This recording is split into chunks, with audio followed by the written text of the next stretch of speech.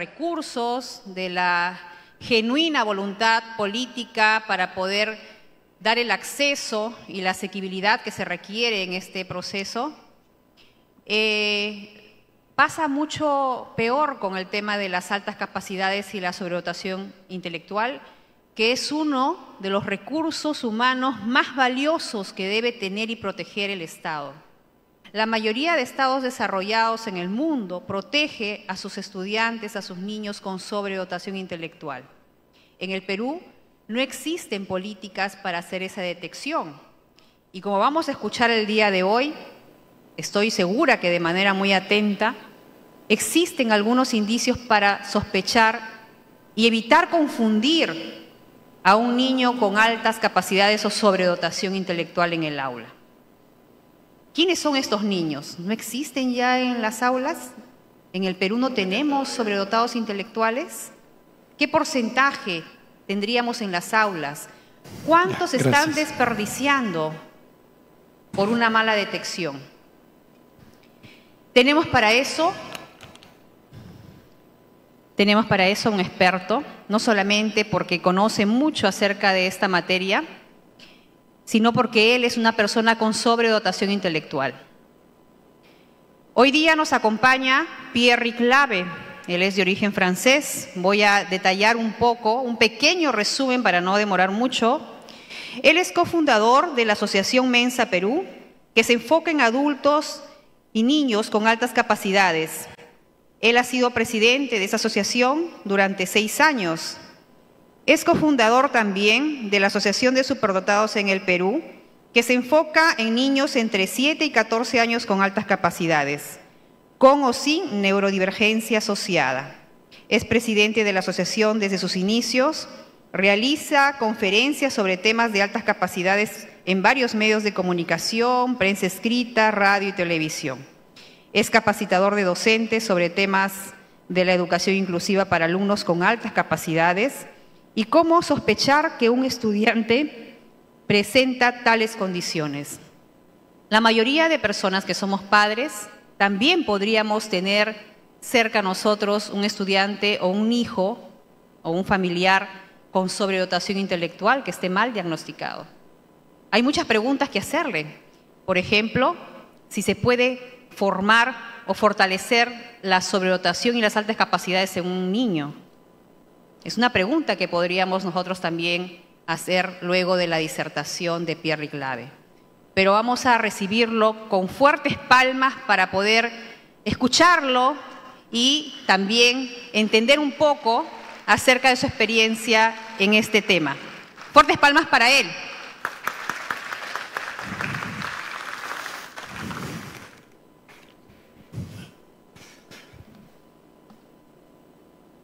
Buenas tardes a todos. Como le han dicho, soy francés, lo que explica ese bonito acento. Vamos a empezar haciendo otro ejercicio. Han despertado el cuerpo, ahora vamos a despertar el cerebro un poco. Les voy a pedir con su mano izquierda de tocar su nariz y con su mano derecha de tocar su oreja izquierda. Ahora van a cambiar. Cambian, cambian, cambian, cambian, cambian, lo más rápido posible.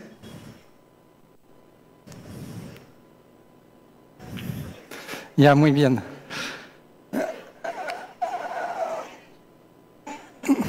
No es para ridicularizarlos. En realidad lo que han hecho es que han despertado ambos hemisferios del cerebro, lo que me permite ahora de tener toda su atención. Vamos a hablar de neurodivergencias y de altas capacidades intelectuales en el aula. Hay profesores aquí que tienen alumnos que tienen altas capacidades, que tienen neurodivergencia como autismo, dislexia o trastorno de déficit de atención. Levantan la mano los que tienen alumnos así en su aula. No son muchos. En realidad, estoy seguro que tienen a menos uno en su aula, porque hablamos de 10 a 15% de la población que tiene neurodivergencia. Y todos tendrán alumnos así en un momento. ¿Y qué piensan de los alumnos que tienen una neurodivergencia, que por ejemplo tienen trastorno de déficit de atención, o que tienen dislexia, o que tienen autismo, por ejemplo? Tal vez piensan que están mal hechos, que tienen un defecto de fabricación, que son inútiles y que son bien jodidos.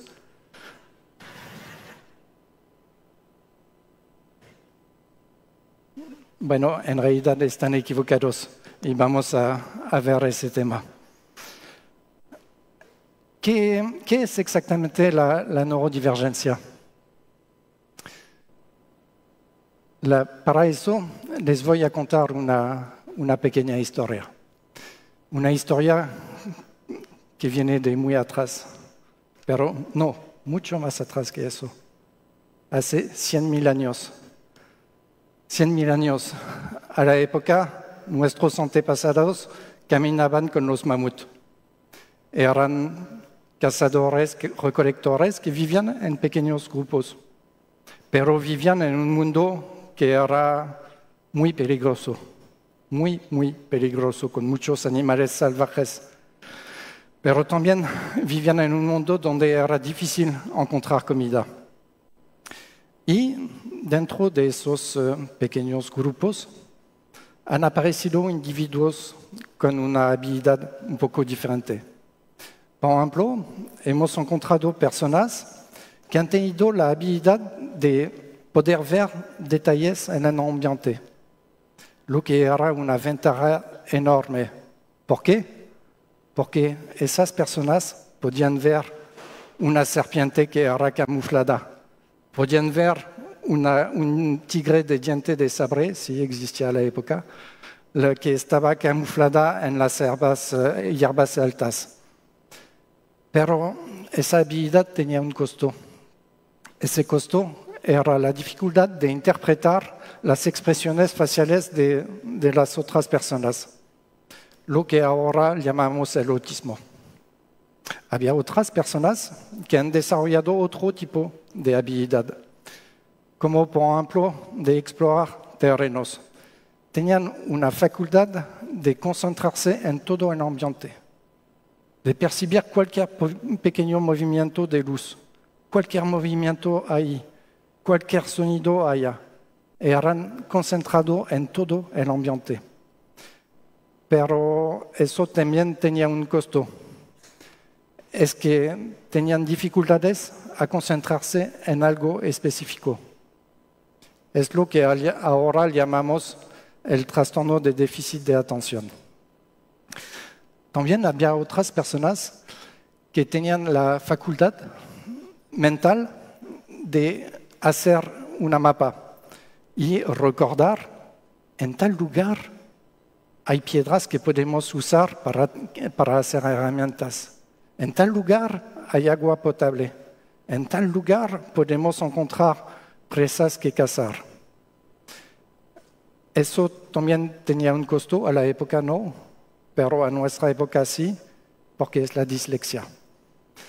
También había otras personas que tenían una capacidad fuera de lo común, que era de pensar, de elaborar, imaginar cosas, por ejemplo, para crear herramientas o para crear trampas para cazar animales, lo que ahora llamamos las altas capacidades.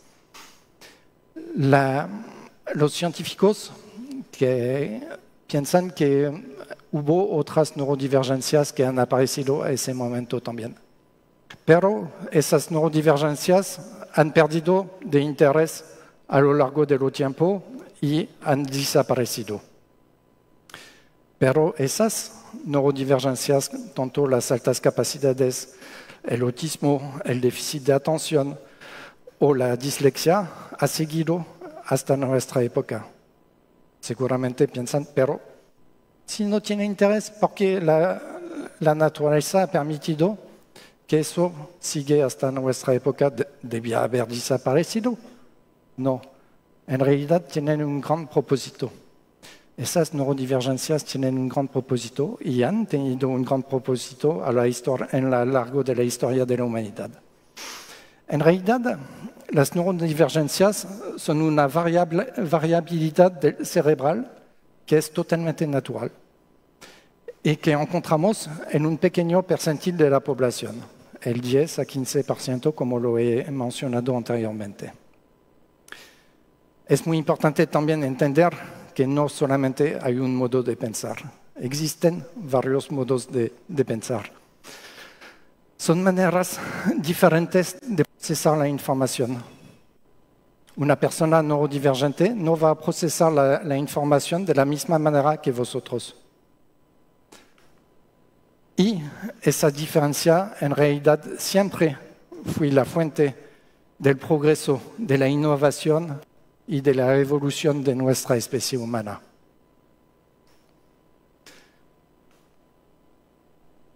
Hay un concepto muy importante que tienen que entender, que es la inteligencia fluida y la inteligencia cristalizada. Realmente es fundamental ese concepto. La inteligencia cristalizada, para resumirla rápidamente, es un poco la suma de los conocimientos adquiridos a lo largo de la vida. Dicho de otra manera, más sabes, más tienes diplomados, más eres inteligente. Eso, cuando se desarrolla mucho la inteligencia cristalizada, hablamos de sabiduría. Eso es una forma de inteligencia. Existe otra forma, que es la inteligencia fluida. La inteligencia fluida no se basa tanto en los conocimientos, pero es la capacidad a resolver problemas sin tener esos conocimientos. Está muy enlazado con la creatividad. Y son esas cosas que se usan, por ejemplo, para resolver muchos acertijos. Hay que pensar diferente, salir del molde, del marco, para pensar diferente. Y esa inteligencia es muy importante también. La escuela se focaliza solamente en la inteligencia cristalizada. Solamente quiere que los alumnos aprendan nuevos conceptos y los memorizan, pero no desarrollan la inteligencia fluida. Y la inteligencia fluida es lo que permite resolver lo nuevo.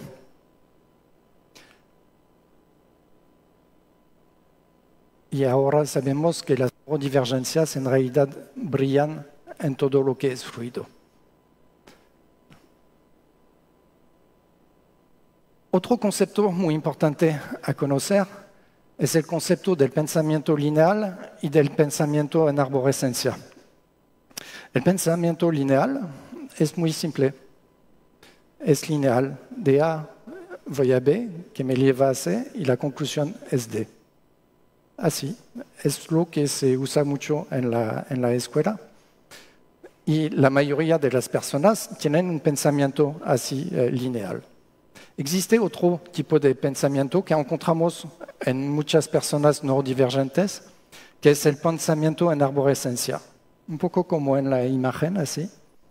El pensamiento va por ramificaciones. Una idea lleva a otra, que lleva a otra, a otra, a otra, a otra, a otra. Realmente como un árbol que se expande. Ese tipo de pensamiento en arborescencia en realidad es mucho menos adaptado para la escuela. Bien, ahora que hemos planteado estos conceptos muy importantes, les voy a hablar de la nueva mirada sobre las neurodivergencias. Es algo muy reciente. El primer estudio científico que ha permitido cambiar la mirada sobre las neurodivergencias es de 2023. Tiene 2 años. Solamente hace 2 años que ese concepto está apareciendo y realmente se está impulsando un cambio de paradigma sobre ese tema. El antiguo modelo viene de los años 1950-1960, cuando los psicólogos, los psiquiatras han empezado a medicalizar las neurodivergencias. Era muy útil, permitía categorizar ciertas personas y hacer darle un nombre a esas diferencias. El único problema es que se han enfocado solamente en la parte déficit, lo que vosotros conocen, lo que conocen del autismo, lo que conocen del TDAH o de la dislexia, solamente conocen la parte déficit. Por eso piensan que están jodidos. Lo que es muy importante a entender es que las personas neurodivergentes no son tontas, no son inútiles y mucho menos son enfermos, no es una enfermedad. Las neurodivergencias no son un trastorno, a pesar que lo han llamado así, trastorno del espectro autista, trastorno del déficit de atención. En realidad no son trastornos, es una desviación normal del cerebro. Y el sufrimiento de esas personas no vienen por sus diferencias, vienen por el ambiente que los rodea. Ahora que les he planteado eso, les quiero explicar algo que es fundamental. No solamente las neurodivergencias vienen con dificultades, pero también están enlazadas con habilidades específicas. Y cada perfil neurodivergente tiene dificultades, pero también tiene habilidades específicas que son fuera de lo común. Y esas habilidades hay que conocerlas y permitir que se desarrollen en esos alumnos. Y lejos de ser un obstáculo, las neurodivergencias pueden convertirse en una ventaja en el mundo educativo y profesional, cuando se identifican las fortalezas asociadas y se enfoca en ellas. Eso es un concepto muy importante para lo que va a seguir. Vamos a explicar un poco ahora cuáles son las habilidades que están enlazadas con cada neurodivergencia que estoy hablando. Por ejemplo, en el caso del autismo, ustedes solamente ven la parte déficit, pero en las personas que tienen autismo encontramos ciertas que tienen un pensamiento lineal, pero otras que tienen un pensamiento en arborescencia también. Son personas que tienen una gran atención al detalle. Son capaces de ver detalles que todo el mundo pasa por alto. Y muy a menudo esos detalles son muy importantes. También son personas que tienen un pensamiento que es lógico, muy profundo y muy rápido. Son personas que tienen una gran coherencia en sus pensamientos y en su manera de hablar también. Son personas que tienen una capacidad de hiperfoco. Son capaces de investigar un tema que les interesa durante días, semanas, meses o incluso años y convertirse en verdaderos expertos. Por ejemplo, hay una serie con un niño autista donde él se ha hiperfocalizado en los pingüinos. No sé por qué en los pingüinos, pero sabe mucho más de ese tema que la mayoría de los expertos. También son personas que tienen una capacidad de encontrar patrones, donde todo el mundo solamente ve caos. Ellos tienen esa capacidad de encontrar patrones. Son habilidades bien específicas y muy interesantes a nivel escolar, pero también a nivel profesional.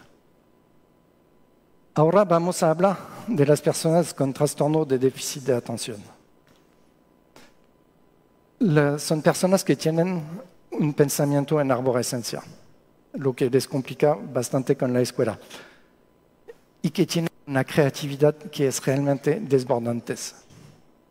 Son capaces de tener explosiones de ideas así, ideas, pero también de conectar ideas que no tienen enlaces obvios. A pesar que tienen dificultades para concentrarse durante cierto tiempo en ciertas tareas, cuando algo les apasiona, también son capaces de hiperfoco. Son capaces de trabajar en algo que les apasiona durante horas, al punto de olvidar que tienen hambre. Son personas que tienen un pensamiento divergente muy importante. Es decir, tienen esa capacidad a pensar realmente diferente de lo común de las personas y de tener ideas geniales. Son personas también que tienen mucha resiliencia. Algo no funciona, no importa, se levantan y siguen. Y siguen, y siguen. Tienen una gran resiliencia. Y tienen esa capacidad a conectar ideas entre ellas. Ahora vamos a hablar de las personas con dislexia. Son personas que tienen también un pensamiento en arborescencia, pero que tienen un pensamiento visual, como lo he explicado, de hacer mapas mentales, pero pueden visualizar mentalmente de una manera que es totalmente increíble, incluso en 3 dimensiones. Son capaces de visualizar, por ejemplo, objetos en 3 dimensiones de manera, y objetos complejos, en 3 dimensiones solamente en la mente. Son personas también que tienen una gran intuición, que tienen una gran creatividad también y que tienen una visión global. Tienen también otras habilidades, pero esas son las principales. Ahora les voy a hablar de las altas capacidades. ¿Cuáles son las habilidades de esas personas? Son personas que pueden tener un pensamiento lineal o otras que tienen un pensamiento en arborescencia. Y eso tiene un impacto fuerte con la escuela. Tienen un gran potencial de inteligencia cristalizada, pero también de inteligencia fluida. Como los he explicado antes, la escuela no trabaja la inteligencia fluida. Se enfoca en la inteligencia cristalizada. Yo fui fundador de Mensa en Perú y fui su presidente durante 6 años. He conocido más de 300 adultos con altas capacidades y muchos no tienen creatividad. El sistema escolar ha matado ese potencial. Pero son personas con conocimientos increíbles. Son personas que son como enciclopedias sobre patas.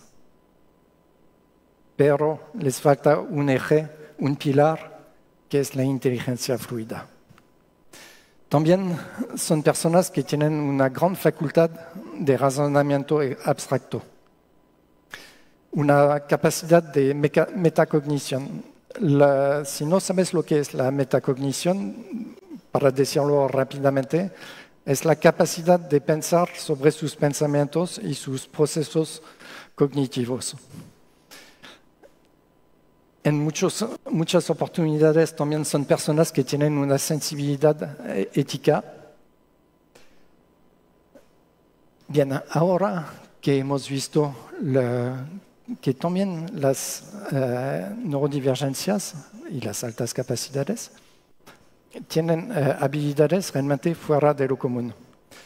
Vamos a hablar de la necesidad de esa neurodiversidad.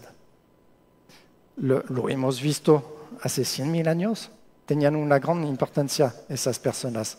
Y los he explicado que esas neurodivergencias han seguido hasta nuestra época porque hay un propósito. ¿Y cuál es ese propósito en nuestra época? Pues muy simple. Todos los inventos, los descubrimientos, los nuevos corrientes, siempre han salido de mentes neurodivergentes. Siempre. Excepto cuando fui por casualidad. Sino siempre todo lo nuevo ha salido de mentes neurodivergentes. Los rasgos neurodivergentes también son parte de la genialidad. Lo hablaré un poco más en detalle después. El pensamiento divergente es el motor de la innovación, del progreso y de la evolución de nuestra especie.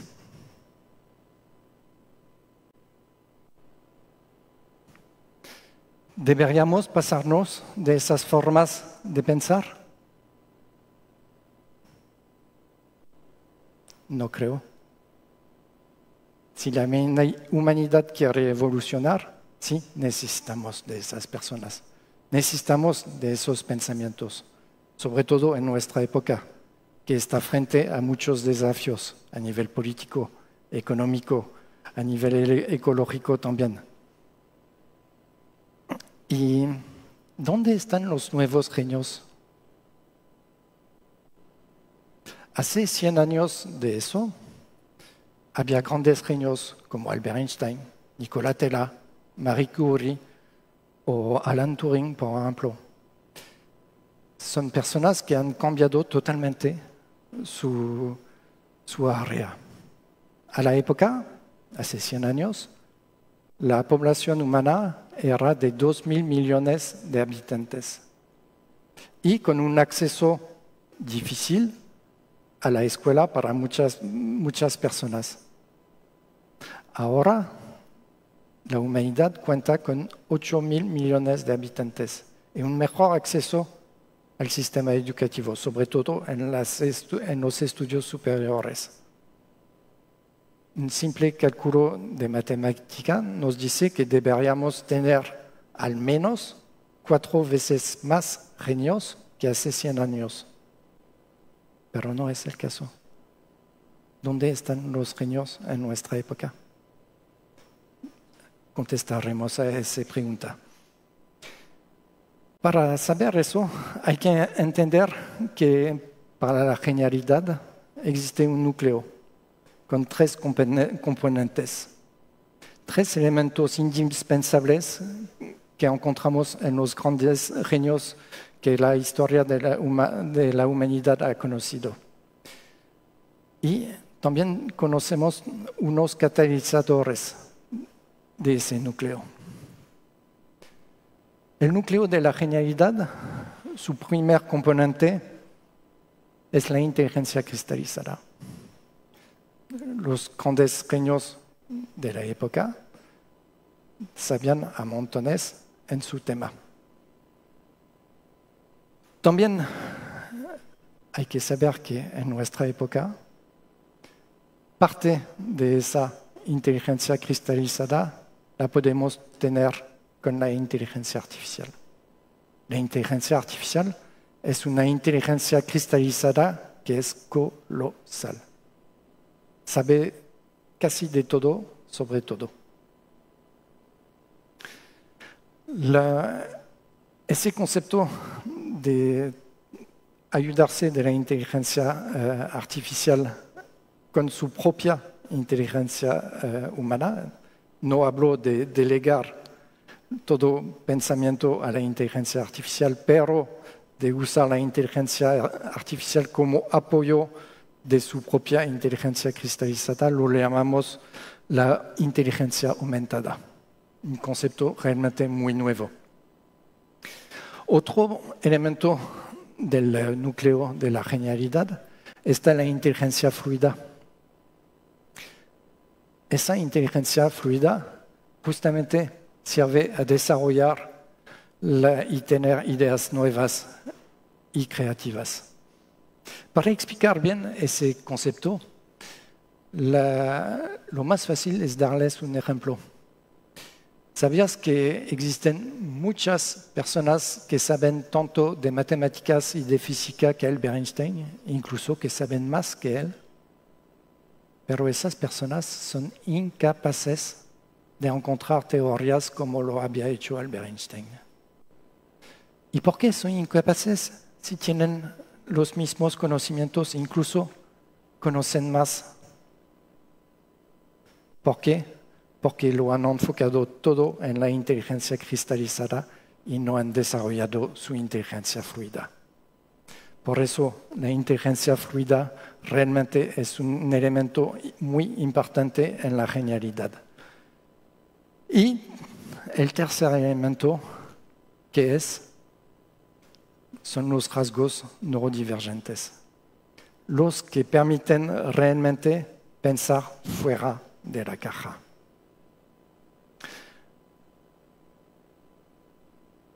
Les he hablado también que existen catalizadores de la genialidad, porque el núcleo no es suficiente. ¿Qué encontramos como catalizadores? El gusto por el esfuerzo. Ahí está un problema con muchos niños con altas capacidades. Lo resuelven muy fácil, todo les parece muy fácil. Así que no hacen esfuerzos. No necesitan hacer esfuerzos, porque lo que se les enseña no les reta, así que no hacen esfuerzos y no desarrollan ese gusto por el esfuerzo. Pero es indispensable desarrollarlo para la genialidad.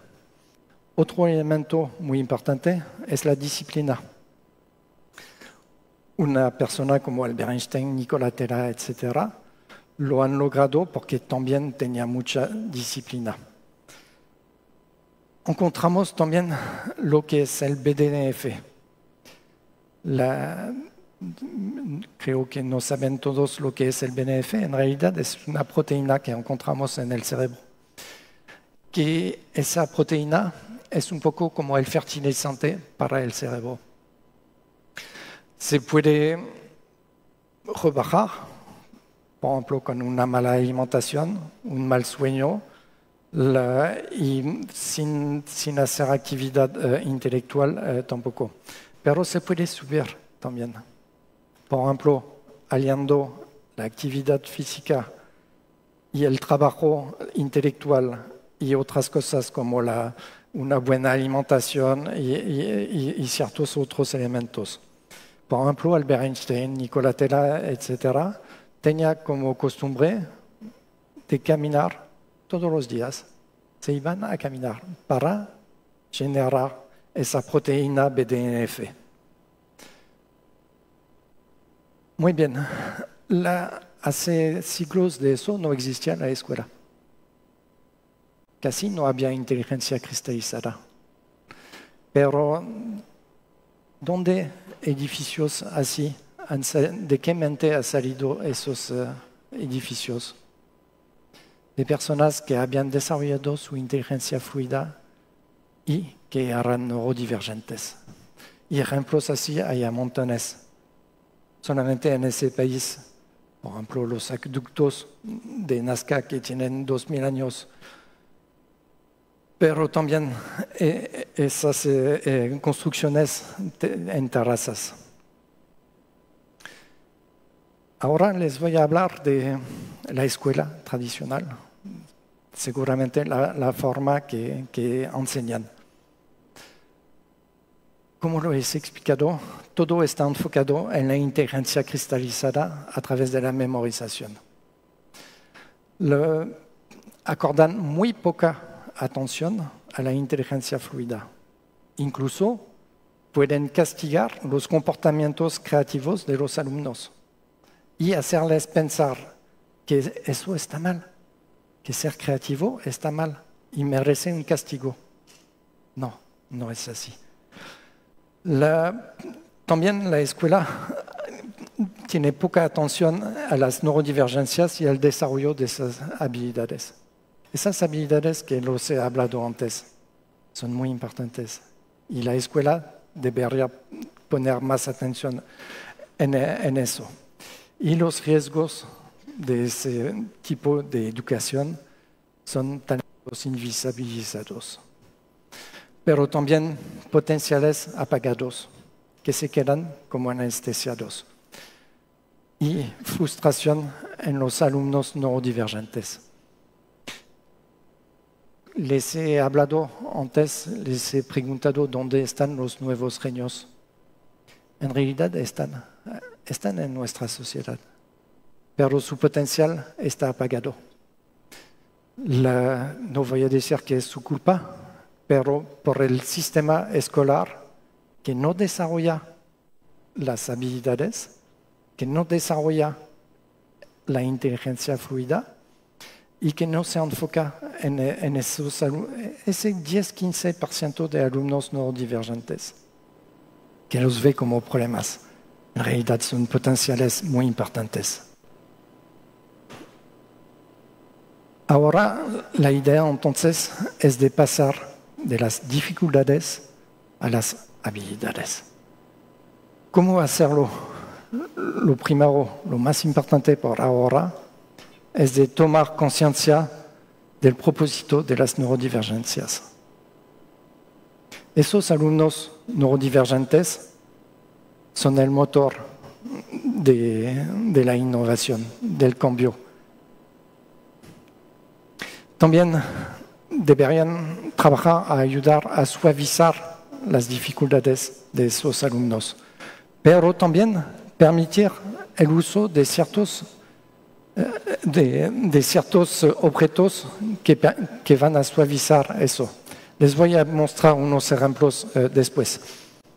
También adaptar el material a la neurodivergencia. Identificar y desarrollar las habilidades en esos alumnos. Eso es muy importante. Mejorar la autoconfianza en los alumnos con neurodivergencia. Si tienen un alumno que, por ejemplo, tiene déficit de atención, trabajar con él la creatividad, sus ideas, etc. Ahí va a estar muy feliz ese alumno. Y su autoconfianza va a pasar de yo estoy mal hecho, soy un fracaso, no encajo, a voy a ser, wow, tengo habilidades fuera de lo común, yo soy el único a poder hacer eso en mi aula. Y desarrollar en ellos el gusto para el esfuerzo. Les voy a enseñar unos ejemplos para suavizar un poco las dificultades de personas con neurodivergencia. Por ejemplo, el fidget cube es un pequeño cubo. En cada lado tiene texturas diferentes. De manera muy discreta, el alumno puede manipular ese dado. Va a estar con el dado en una mano y va a tocar esas texturas. Son diferentes. ¿Qué les va a permitir eso? Haciendo eso, va a ocupar a su cuerpo. Su cuerpo estará ocupado a tocar el objeto. Lo que le permitirá a su cerebro de concentrarse en lo que están diciendo. Genial. Si tienen alumnos que tienen hiperactividad, que se mueven, que se levantan, etc., permiten que usen un objeto así. Y van a ver que se van a tranquilizar mucho más y van a ser mucho más atentos a lo que están explicando. También para las personas con autismo podemos permitir pulseras, mordedoras así.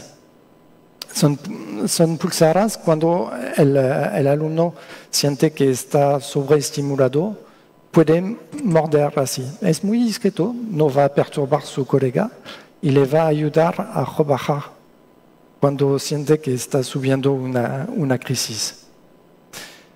La lectura biónica. ¿Alguien ha escuchado hablar de lectura biónica? ¿Nadie? Y es algo que es genial. ¿Cuál es el principio?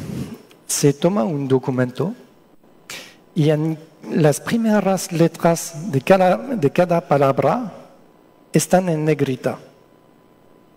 Según la cantidad de letras en una palabra, habrá más o menos letras en negrita.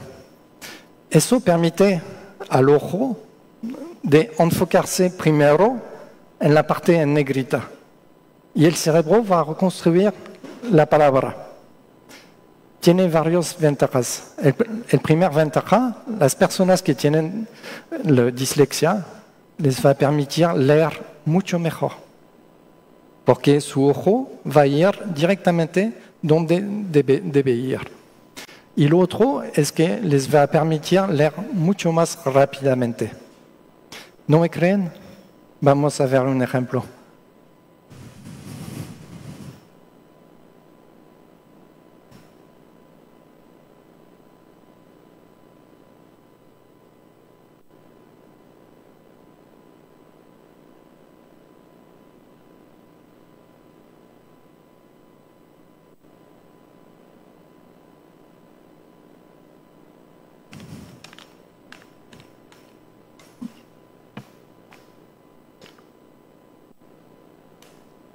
Muy bien, seguramente van a pensar, pero qué trabajo de poner todas las primeras letras en negrita, no voy a poder hacerlo. En realidad existen aplicaciones que lo hacen al toque. Entran en un documento, en el segundo sale el documento en lectura biónica.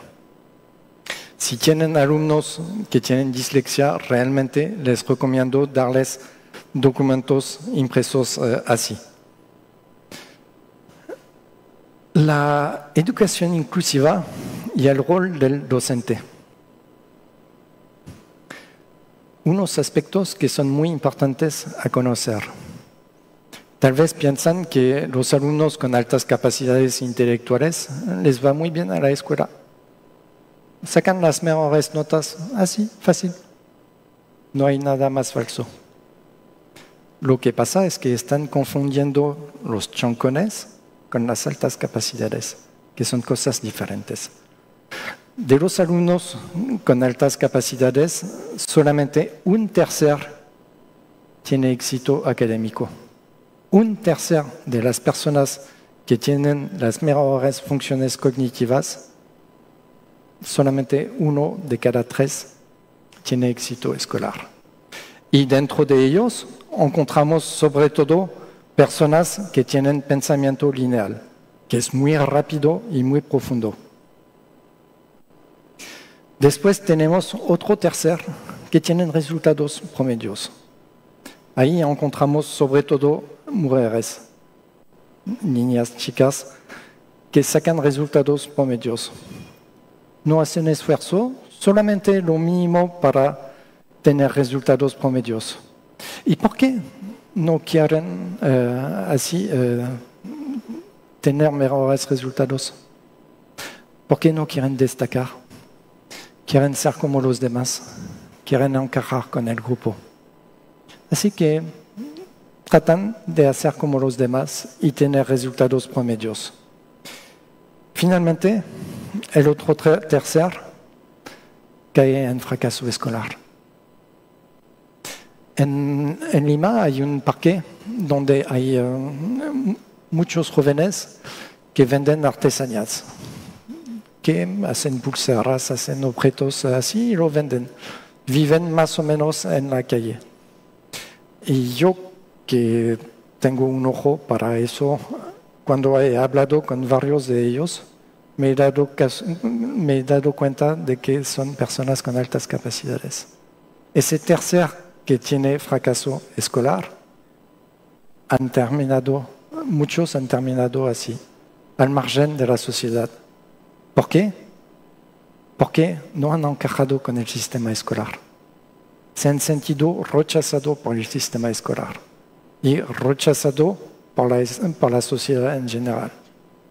Así que parte de ellos deciden aislarse de la sociedad y vivir al margen de la sociedad. Otro punto muy importante a conocer es que los alumnos con altas capacidades son diferentes de los choncones, como los he explicado. Otro dato muy importante, una gran proporción de alumnos con neurodivergencias están en riesgos de abandono escolar. Ese alumno que tiene TDAH, que tiene dislexia o el que tiene autismo, es muy probable que tire la toalla con la escuela. Porque a ningún momento se habrá visto sus habilidades. Y eso es terrible, sobre todo cuando sabemos que existen carreras profesionales que son ideales según el perfil de neurodivergencia. Una persona que tiene TDAH, por ejemplo, puede orientarse hacia ciertas carreras que son muy creativas, por ejemplo, todo lo que es marketing, etc. Alguien que tiene dislexia trabaja de manera muy visual. Es perfecto para todo lo que es el diseño, incluso la arquitectura, etc. Existen varias así áreas profesionales en cual se puede orientar un alumno con neurodivergencia. Ahora vamos a hablar un poco del rol del docente en la educación inclusiva. Hay una estrategia clave. Ustedes pueden ser las personas que van a sospechar que un alumno tiene altas capacidades o que tiene una neurodivergencia. Si son un poco observadores y sobre todo si conocen los rasgos que permiten sospechar eso, ustedes pueden ser las personas que van a identificar eso y orientar a los padres hacia una evaluación. También lo que es importante como docente es flexibilizar los ritmos y los objetivos. Un alumno que tiene una neurodivergencia, por ejemplo, que tiene malas notas en matemáticas, pero tiene buenas notas, por ejemplo, en dibujo. ¿Qué se debe hacer? Seguramente van a pensar, hay que darle más clases de matemáticas, reforzar las matemáticas. Y si piensan un poco diferente, piensan que sus habilidades no están en eso, pero están, por ejemplo, en el dibujo. ¿No sería mejor, en realidad, reforzar sus habilidades y darle clases de dibujo? Otra estrategia es enriquecer los contenidos, no solo reforzarlos. Usar de metodologías multisensoriales y de proyectos abiertos. Perdón.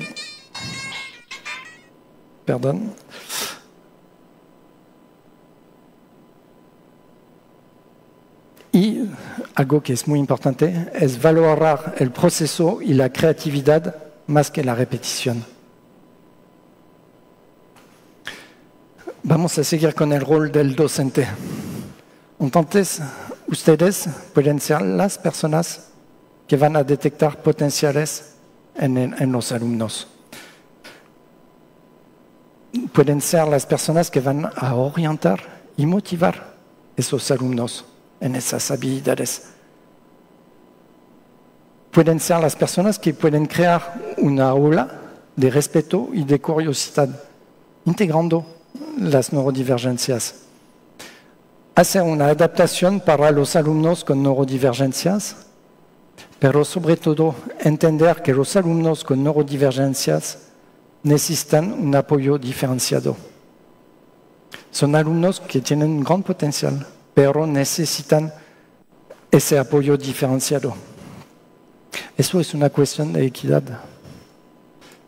Si les parece normal que un alumno que tiene miopía usa lentes como yo, deberían ser también de acuerdo que deben cambiar su manera de enseñar a alumnos que tienen neurodivergencias. El docente, entonces, es el mediador de ese cambio. El docente puede detectar el potencial, comprende las diferencias, acompaña emocionalmente y conecta con la familia y los especialistas. Ustedes no van a hacer todo, pero pueden hacer su parte del trabajo y trabajarlo también en colaboración con la familia y con los especialistas. Por ejemplo, cuando se realiza evaluaciones de inteligencia que se detecta altas capacidades o que se detecta una neurodivergencia o también altas capacidades y neurodivergencia asociada, porque es algo mucho más común que lo que pensamos. En el informe, el psicólogo va a emitir recomendaciones para el niño, la familia, pero también para la escuela. Esas recomendaciones son muy importantes y ustedes pueden aplicarlas para el bienestar de esos niños. Sobre todo, creer en el niño, en el alumno, más allá de su comportamiento o de sus resultados. Si ustedes creen en esos alumnos, van a mejorar muchísimo su autoestima y van a mejorar el desarrollo de sus habilidades. El docente puede ser la persona que desarrolla el potencial de los alumnos con altas capacidades o con neurodivergencias.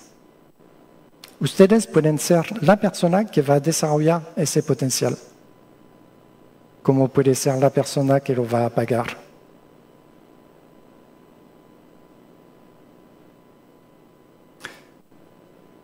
Vamos a hablar un poco de estrategias inclusivas. Eso debe pasar por una diferenciación pedagógica, obviamente. Y de tener metodologías activas en ese aspecto, de tener evaluaciones flexibles. Si, por ejemplo, un alumno con dislexia tiene problemas para escribir y no le alcanza el tiempo para terminar su examen, permitirle en los últimos minutos de terminarlo de manera oral. Eso es equidad. De ofrecer un entorno emocional que sea seguro para esos alumnos también. ¿Cómo hacer educación inclusiva a alumnos neurodivergentes o con altas capacidades? No tengo el tiempo de explicarlos hoy. En una hora no puedo hacerlo. Necesitaría mucho más tiempo en eso. Pero no se preocupen. Los he preparado varios videos en cual se explica cómo pueden sospechar que un alumno con altas capacidades tenga altas capacidades, pero también explico cómo hacer educación inclusiva para niños con altas capacidades, con niños con autismo, con niños con dislexia o con niños con TDAH. Los he preparado un código QR, pueden escanearlo, los llevará directamente a mi canal YouTube. Les aconsejo de seguir el canal, porque aquí encontrará mucha información. Ese tema de cambio de paradigma, realmente muy pocas personas hablan de eso. Seguramente en Perú soy el único a hablar realmente de ese tema. Y lo van a encontrar en esos videos.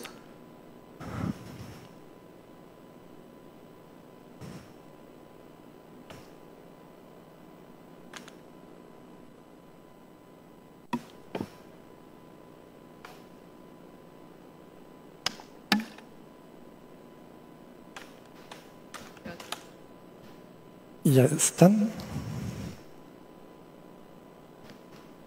Da unos.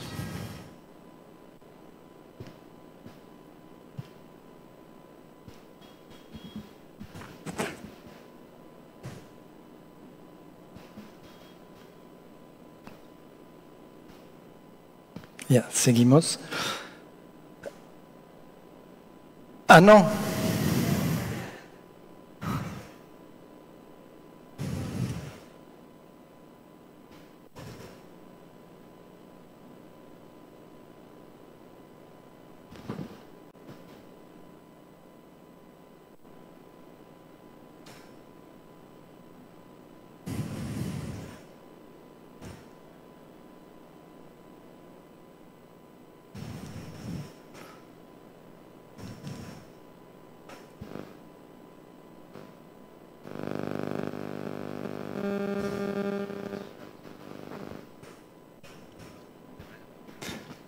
Ya.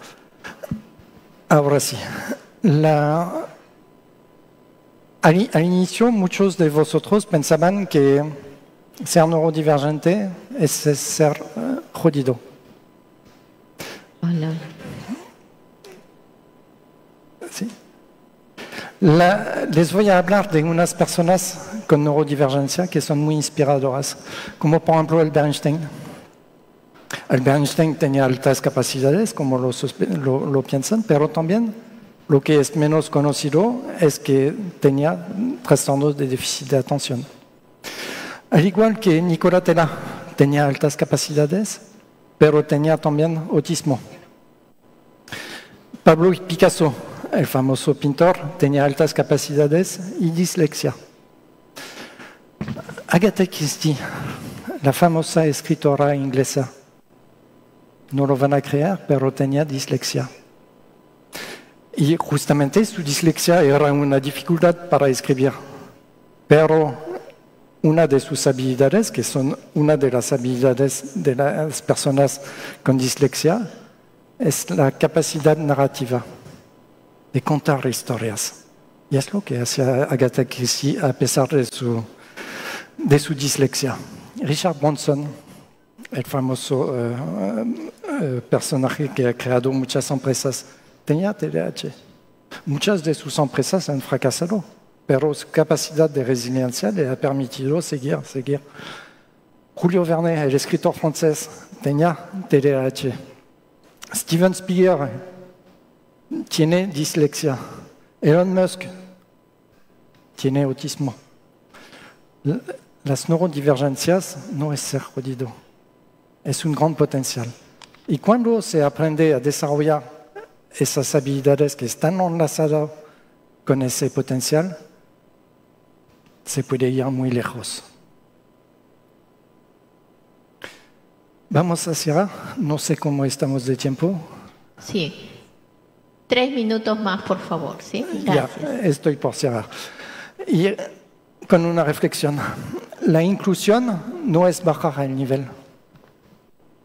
La inclusión no es bajar el nivel, es abrir caminos. Cada alumno con neurodivergencia puede ser el motor de innovación, de la creatividad y del progreso.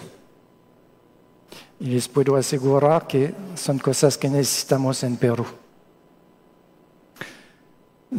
Ahora pueden hacerse la pregunta, ¿y ahora qué acción inclusiva voy a usar en mi aula ahora?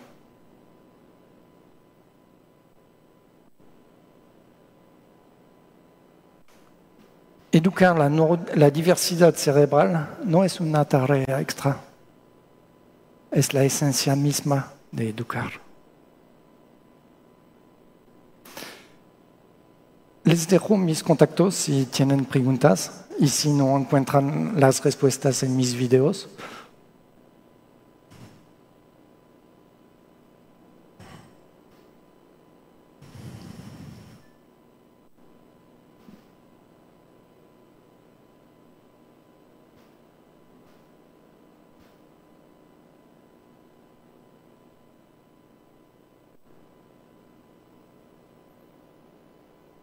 Ya. Muchas gracias por su atención. Tal vez tenemos espacio para una o dos preguntas. Ok, muchísimas gracias. A ver, al público, ¿tienen alguna consulta, alguna pregunta, algo que quieran manifestar, por favor? Tenemos acá al doctor para que pueda responder a sus inquietudes, al doctor Perrin Lave. ¿Sí? Ahí, ya, muy bien. A ver, por favor, si me ayudan a pasar el micro.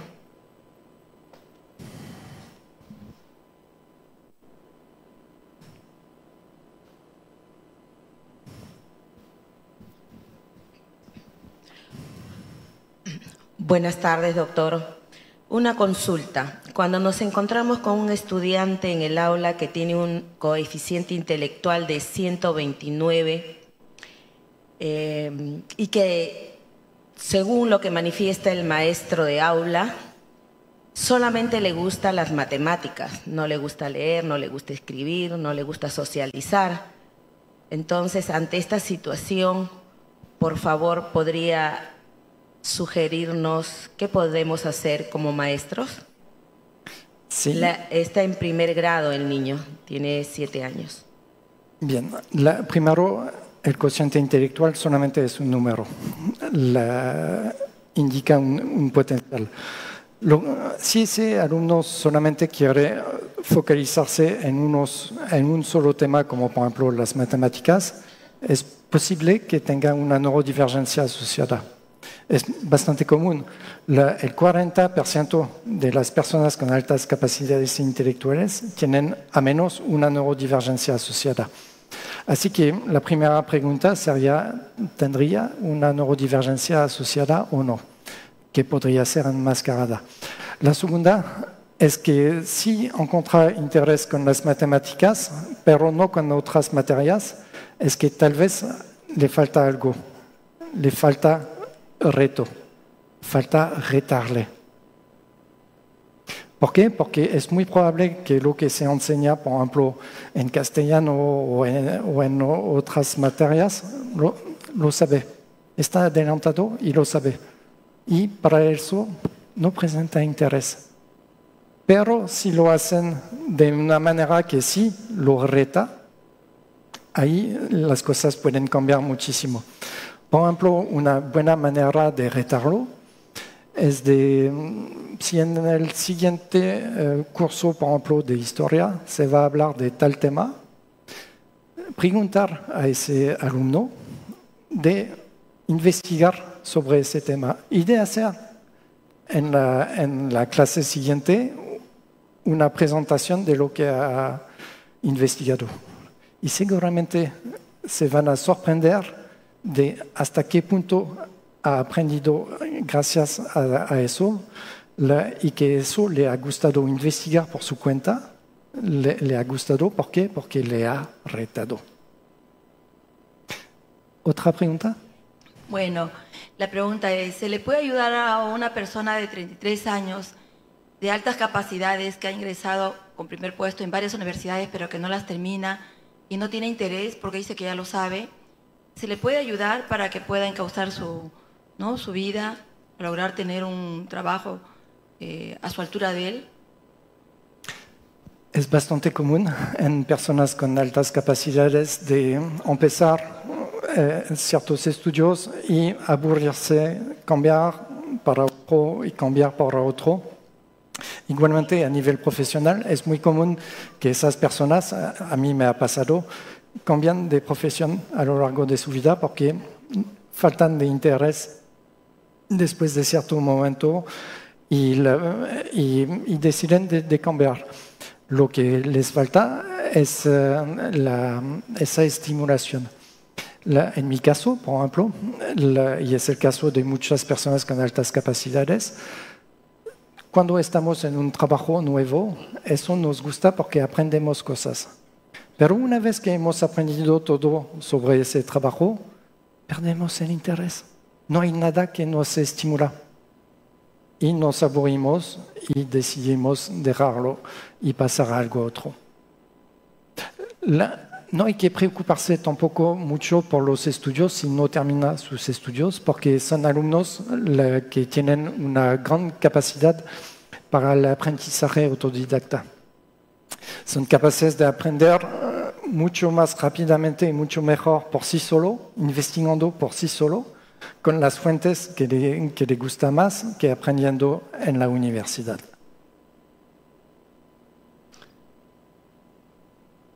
Hoy en día que se habla mucho y escuchamos en los medios de comunicación, inclusive en el campo académico, de la inteligencia intelectual, ¿no? Como una especie, digamos, de volver a repetir, donde fundamentalmente se ve la parte cognitiva en la persona, de la inteligencia emocional, que más liga la parte de las emociones, de la inteligencia artificial, muy común y ahora que inclusive se promueve mucho en el campo docente que se aplique.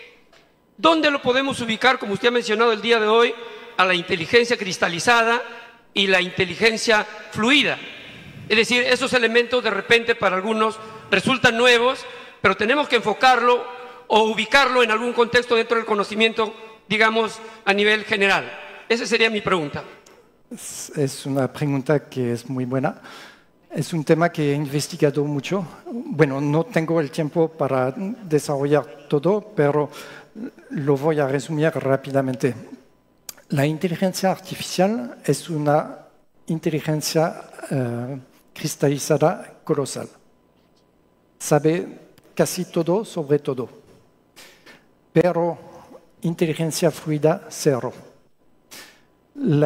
Se puede usar la inteligencia artificial de cierta manera que permite hacer realmente un salto cognitivo, pero no de cualquier manera, porque si delego toda la parte de reflexión a la inteligencia artificial, voy a dejar yo de pensar y mi cerebro se va, de cierta manera, mis funciones cognitivas se van a atrofiar. Pero la inteligencia artificial no tiene inteligencia fluida. Y ahí está la parte muy importante. Si la persona empieza a desarrollar su propia inteligencia fluida, desarrollarla realmente muy bien, usa su inteligencia cristalizada que suma con la inteligencia cristalizada de la inteligencia artificial, pero además desarrolla una inteligencia crítica para estar seguro que la inteligencia artificial no le dice tonterías, entonces puede hacer realmente un salto cognitivo, lo que llamamos la inteligencia aumentada. Pero realmente es muy importante en ese caso desarrollar la inteligencia fluida para eso. Bueno, doctor, muy buenas tardes. Agradecida por su ponencia en primer lugar.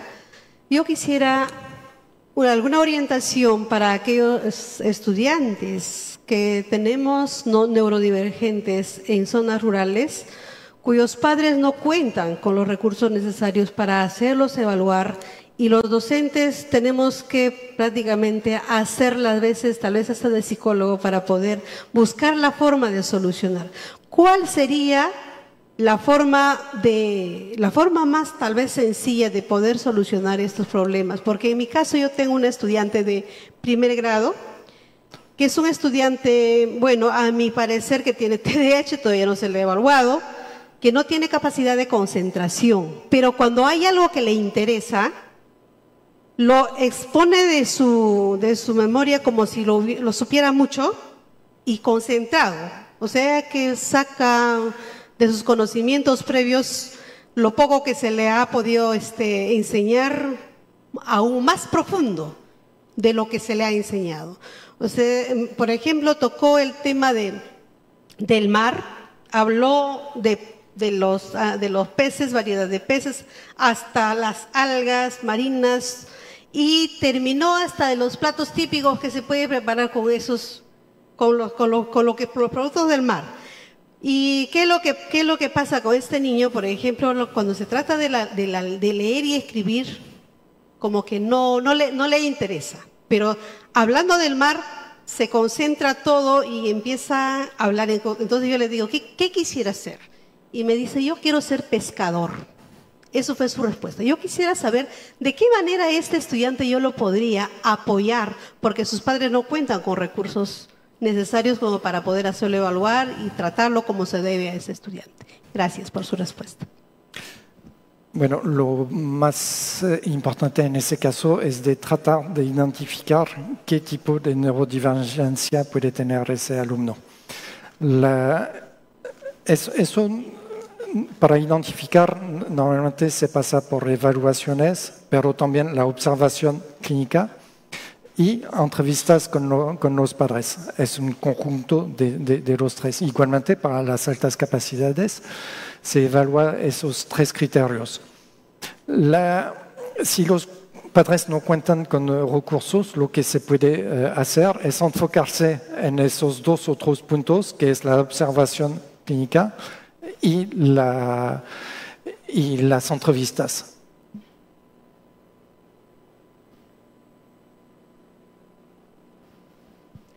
Bien, muchas gracias. Nos despedimos de al doctor Perry Glave, que nos ha podido abordar este tema tan interesante sobre los estudiantes que tienen altas capacidades y cómo abordarlo desde las aulas. Muchísimas gracias, doctor, muchas gracias, y esperemos que no sea la primera. Vamos a tener otros eventos más y que probablemente estemos invitándola nuevamente para que pueda compartir sus experiencias relacionadas a estos estudiantes que también son parte de niños o estudiantes que están enfrentando barreras educativas, porque desde las aulas a veces no se está atendiendo de acuerdo a sus expectativas de aprendizaje, de acuerdo a sus necesidades que ellos tienen. Muchísimas gracias. Gracias por la oportunidad de hacer este cambio de paradigma.